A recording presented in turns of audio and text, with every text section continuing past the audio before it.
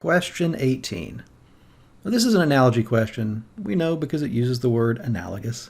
An analogy question is a subtype of an inference question where they ask you to find something in the passage, think about it abstractly, think about its characteristics, and then apply those characteristics to a bunch of test cases, find the one that has the same characteristics. So in this specific case, they say the relationship between strengthening current copyright laws and relying on passwords. So we're going to see what the author says about the relationship between those two things, think about it abstractly, and then we're going to look for an answer choice that has the same relationship. It gives you two things that have the same relationship to each other. So if we go do our research, the passwords were talked about towards the end of the last paragraph. For example, A may require a password to gain entry to A's webpage, just as a telephone owner, etc. If you recall what's going on at this point in the passage, the author is saying that there are techniques that are already available. And this was an example of one of the techniques that is already available, something the author prefers to strengthening current copyright laws. The first one is harsh, the second one is less harsh. The first one is new, the second one is existing and reasonable. So that's the relationship we're looking for. We're going to go to the answer choices to try to find something that has that relationship.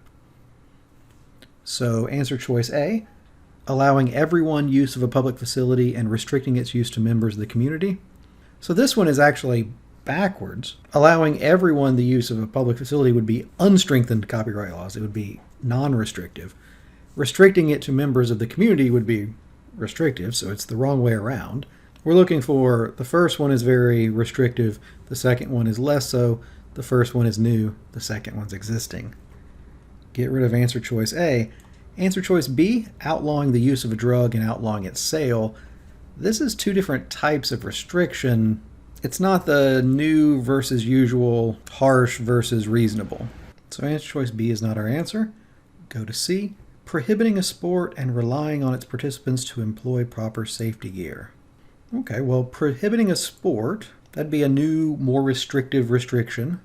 Relying on participants to employ proper safety gear, well, that'd be an existing measure that is less restrictive. Answer choice C looks like our answer. As always, a quick glance down just to talk about why those other answers aren't right. Answer choice D says passing a new law and enforcing that law. Well, this isn't really a choice. It's passing a new law and then enforcing that new law. We're looking for a choice between a new restriction and an existing one. So answer choice D, not my answer. Answer choice E, allowing unrestricted entry to a building and restricting entry to those who've been issued a badge.